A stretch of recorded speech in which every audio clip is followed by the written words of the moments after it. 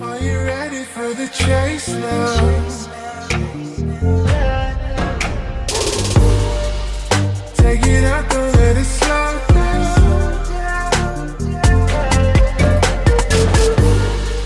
'Cause this is different, this is patience. No, I'm never gonna waste it. Too much too soon, is it right now?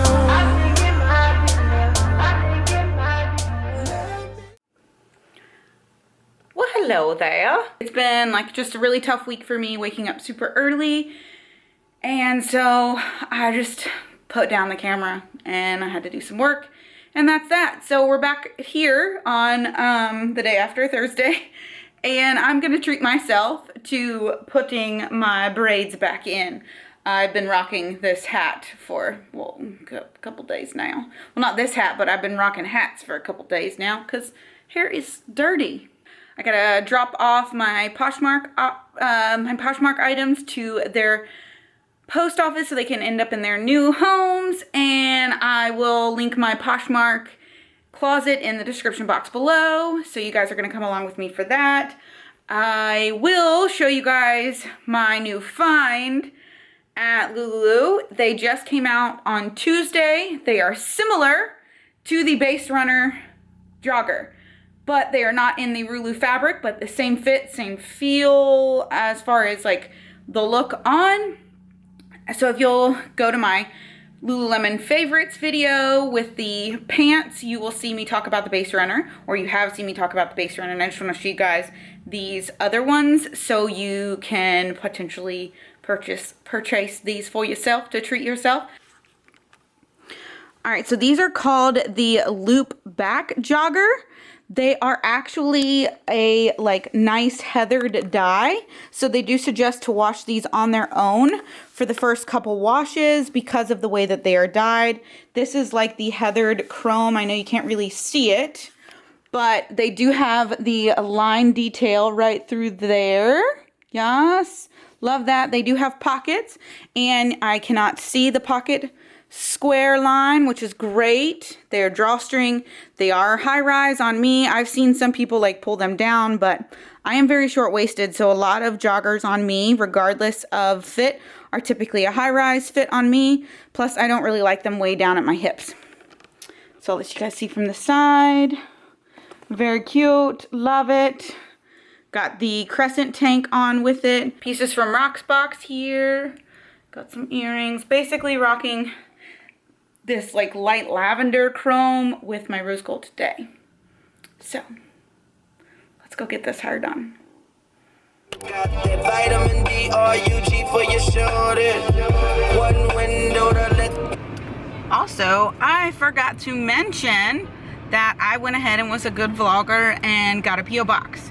So I'll be sure to put that in the description box as well. I've had some requests for it, so some of you guys know, but I'll put that there so you guys can do whatever you want with that. But it was also a safety thing with doing POSH MARK. I didn't want my home address on it, or when companies are now contacting me for those giveaways that I want to do for you guys, I also don't want some, you know, randoms knowing my home address. So this is just also a safety precaution. So here's a tip to you guys who plan to do like more social media involvement, is get a P.O. box. So thanks to my friend M for teaching me well.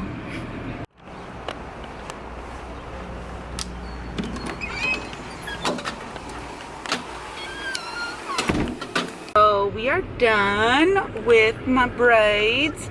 I got this side done instead of this side. I thought that it was kind of appropriate to switch sides, I guess. I don't know. But Demi always does me well. She does such a good job. They are so sleek. Love it.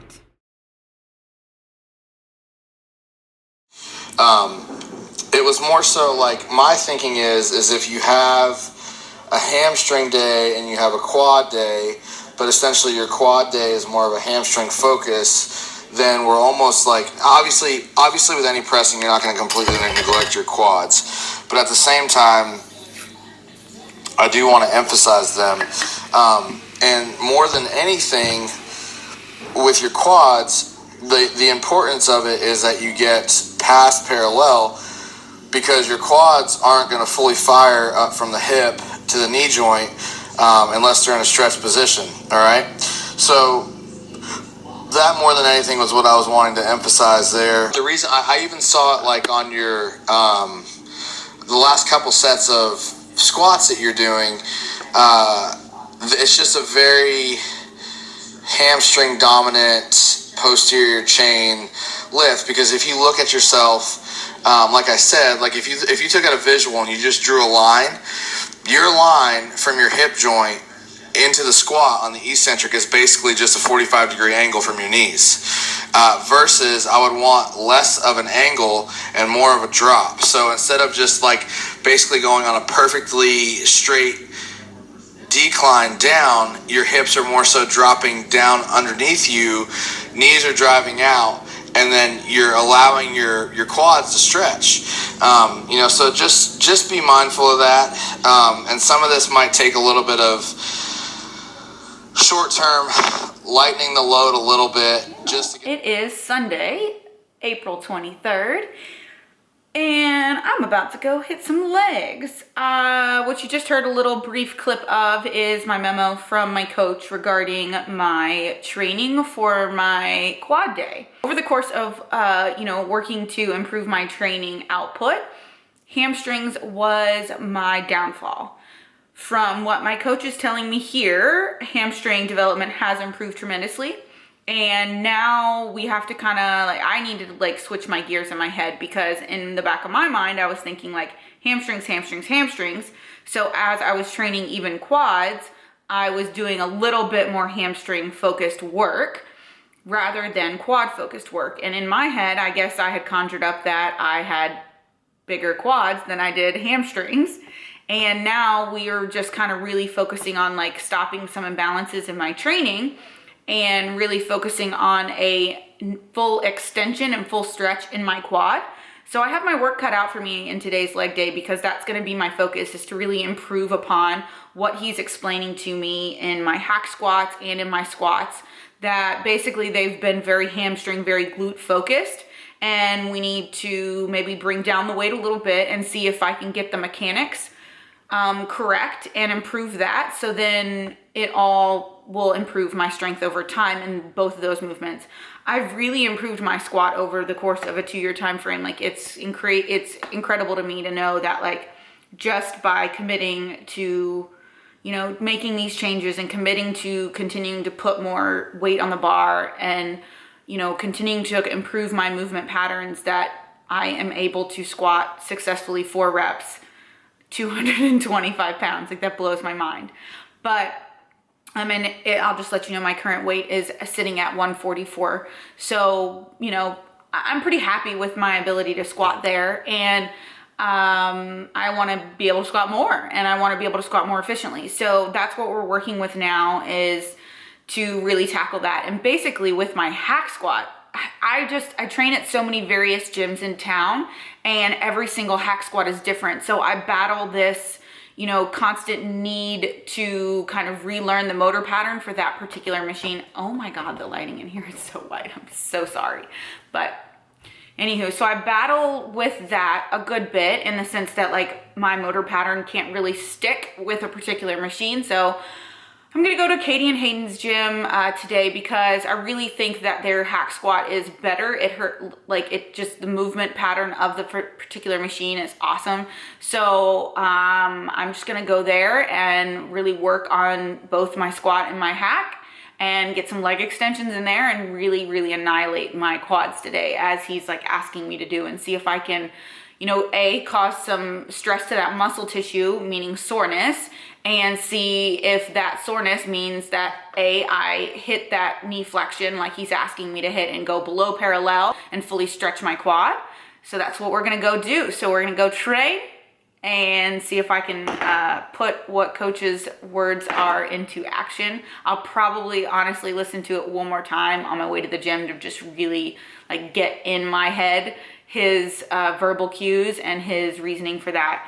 yeah, I'm just like really, really thankful for having somebody who knows how much training is important to me and how that is my like sole purpose for loving the sport that I do and having the career that I have. It's for training purposes, and I just like that is the pinnacle for like what I love most about this sport. It's really just the cardio and nutrition that are like the onion that peels back as you lean out, or the lack thereof of cardio, and then the additional surpluses that kind of like pack on your look for your training. But basically your training gets you from point A to point B, in my opinion, and the aspects of nutrition and cardio are just kind of the side components to that bigger picture there. So yeah, let's go ahead and go train. And I had a 5-minute intro again. You beanbags. You little kitty. I mean, how can I make up the bed when that cute little face is all cuddled up in the covers? It's okay, beanbags. I won't make the bed. I won't make it. Hi guys, welcome to my squat workout. The focus here is going to be to pay attention to some cues that my coach has been going over with me in reference to the mechanics of my squat. So you guys are going to get to see me start with my warm up here, getting my knee sleeves on from, these are the Mark Bell knee sleeves. And then we're going to go into some voiceovers from my coach himself after he watched some of this footage of me squatting. So I started off with like just the bar, just to kind of get the movement pattern down. And the particular layout and format of this workout is just a little different. I started light and worked my way up, which is actually kind of the reverse of what I need to be doing. But because my methodology for going about this particular workout was to kind of focus on the movement pattern and really focus on mechanics, I just did things just a little bit differently than I would have. So I will talk a little bit more about that at the very end of the clip, but hope you guys enjoy the voiceovers and hope you guys enjoy watching some of this squat footage.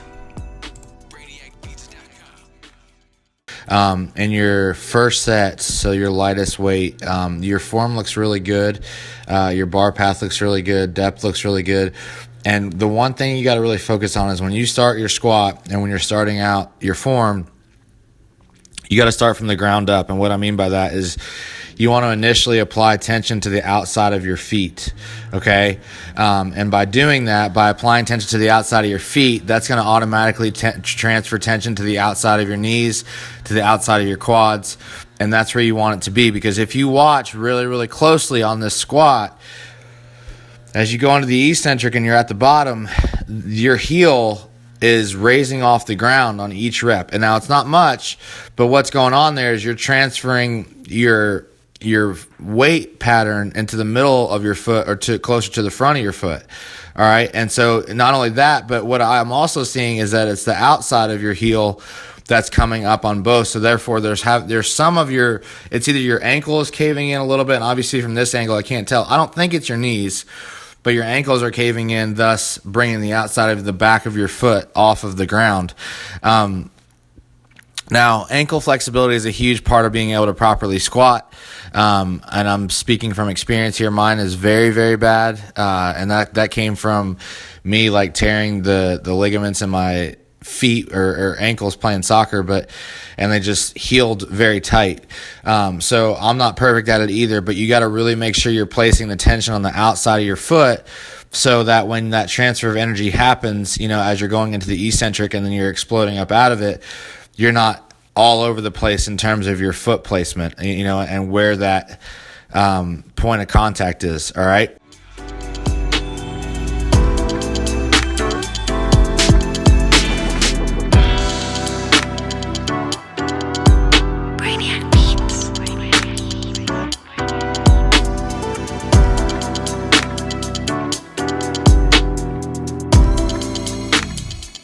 About your top set. Two things, and this is what we talked about in person, and I tried to talk to you about it as well. You're wasting a lot of energy, and I know. Okay, I'm going to say this in the context that yesterday you might have just approached things differently. I don't know that for sure, but You know, if you had in mind that you want to do a top set of 155 or 135, whatever this weight is, I don't care. I'm just making sure we're on the same page. Those 2 previous sets that you did of 12 reps, that did nothing but cause more fatigue than what you needed going into that top set. You know, and what I mean by this is, let's say if I was doing 115, 135, 155, I would have hit 115 for 3, I would have hit 135 for 1, and then I would have went into my 155, my heaviest set, fresh, because that's the weight that matters most. Maximum load for maximum amount of reps is what's going to change your physique the most, okay? Not being fatigued for the maximum load and taking away from your maximum load. So if you're doing 155, you can tell in the set of 155 you're very fatigued. You're also cutting your reps much higher. Like your depth changes probably a good 3 inches. So I don't know if that's a fear thing or what, but you weren't dropping like you were on the previous 2 sets. Your reps are higher. Your depth is higher. But again, like you're going into this set with a ton of fatigue built up already in place that doesn't need to be there. You ought to go in and know exactly or pretty darn close to where your top set's going to be. So if you know that your top set's going to be at 155, then don't waste any energy until you get to 155. And 155 is then your first set. But you might have been able to get 155 here for 18 reps. So then 155 isn't really your top set, because if you're aiming for 12 reps, then you need to get close to 12 reps. So, you know, what I'm saying here is all these sub-maximal working sets are simply just taking away from the real work that you could be doing at a heavier weight, all right? Obviously warmed up, absolutely warmed up, but there's a difference between warming up and fatigue. You know, you don't want to place a greater extent of fatigue on your muscle to take away from your actual working sets. And then once you get to this top set, and say let's say you hit, realistically, without all this extra work, you hit 165 for 11 reps, all right? And then on your second set, you hit 165 for 8 reps. And on your third set, back it down to 145, and then you do that for 10 reps. Then that's a lot more work at a higher weight that you've accumulated in terms of volume, all right? So hopefully this helps, and I'll talk to you soon.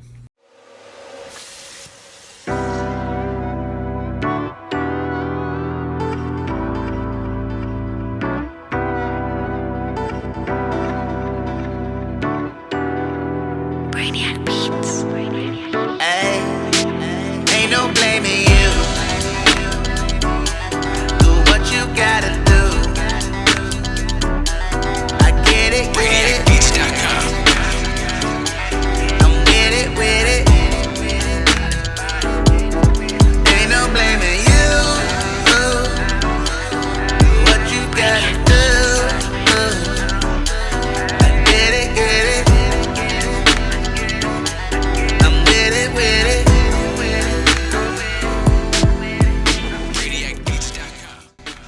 So we're just now wrapping up the workout with my finisher, and I just want to thank Matt Jansen, my coach, for letting me share with you guys his voice memos to me. This just gives you guys some insight into our athlete-coach relationship, as well as, you know, how he has enhanced my training over the course of us working together. As I've told you guys in the beginning of this video, training, I feel, is paramount to my changes that I've made over the course of the years in my physique. I wholeheartedly believe training is going to get me the winning physique that I so desire. And I thank you guys for watching this. I really hope you guys got some points out of this information, and you guys go out and really improve your squat and use these cues to your benefit as well. Please be sure to comment below if you have any questions. I'd be happy to answer them. And be sure to give me a thumbs up. Subscribe to my channel so you guys know when my next vlog will be out, and I will see you guys in the next one. Y'all have a great day and keep training hard. Ain't no blaming you.